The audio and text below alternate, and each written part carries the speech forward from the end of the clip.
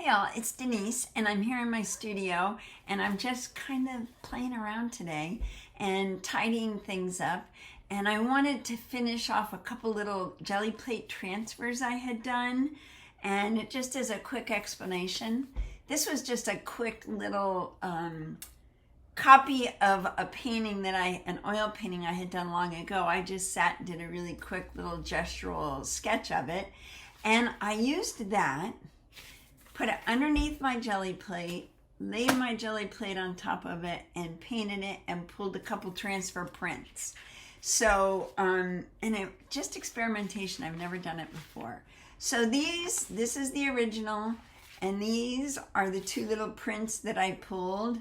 And of course I had to go in and doctor them up, and you'll see in the video. It's a short video, so it won't take very long. But they're kind of fun and they're kind of cute. And once I put a little mat on them, I think they'll be really fun. and like I said, it was just an experiment. A matter of fact, this one I printed on a page of business cards that I was doing a while back, so I was not too invested with how these were going to turn out. But I really liked the process more than I thought I would. If I wanted to paint, like, let's say, a photograph of a house and put it under and do the jelly plate print that way, it would be really cool. To do a print of a painting that I already did was kind of like, I've already done the painting. So, but it was super fun. If you have not tried it before, try to paint a print and do a pull with your jelly plate. It's really fun. So watch the little bit of process that I show you. And then in the mail today, I got the Jelly Arts Printmaker's Handbook. And this is by Jessica Russo Shearer.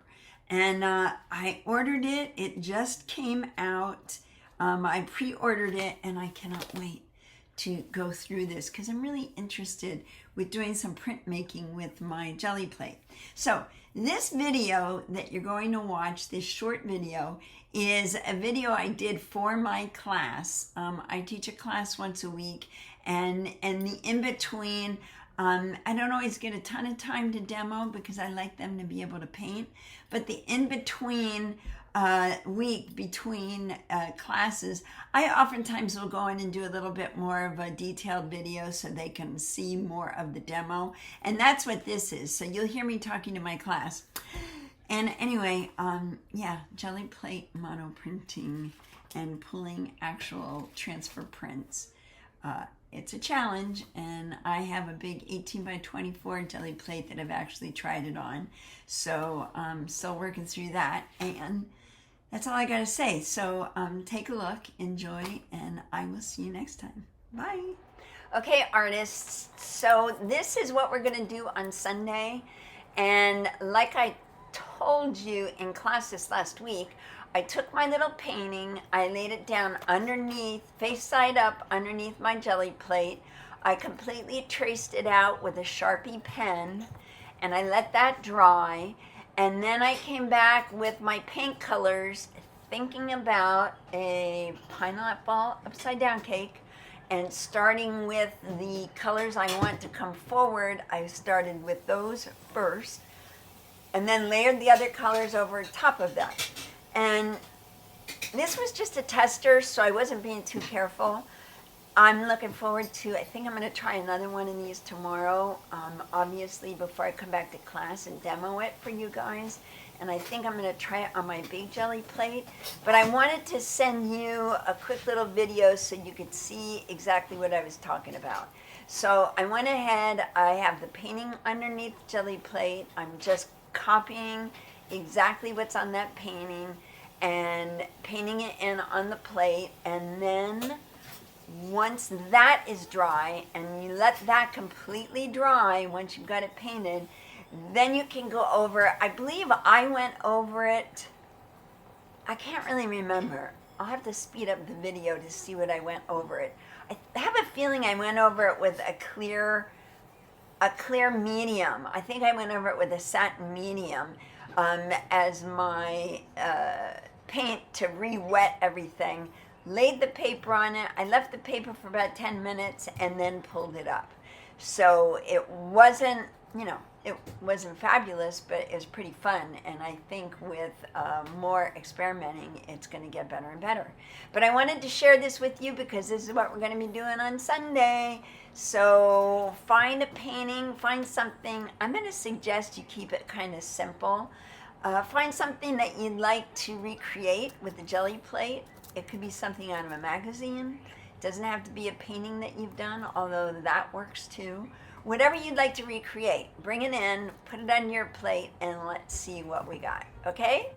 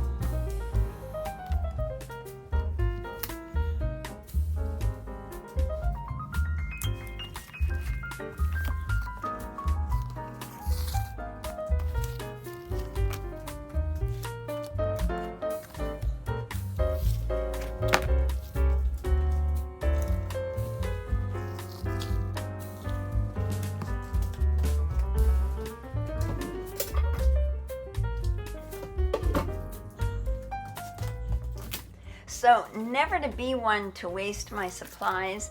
I like to take my palette and smoosh all the colors together and see what I come up with. And at least I have a piece of paper that I can tear up and use. But in this case, I did not use a clear medium to go over this and create the transfer. I used the colors from the palette. I mixed them all up, I put them on the back, so naturally they're going to go together because they're all the colors that were in the painting mixed up.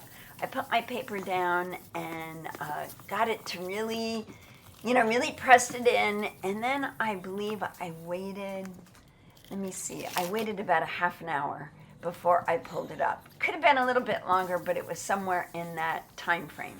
So yeah, this was super fun.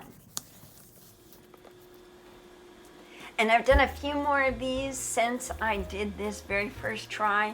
I did one that was a little bit more elaborate and a lot bigger. I did it on my 18x24 gel plate.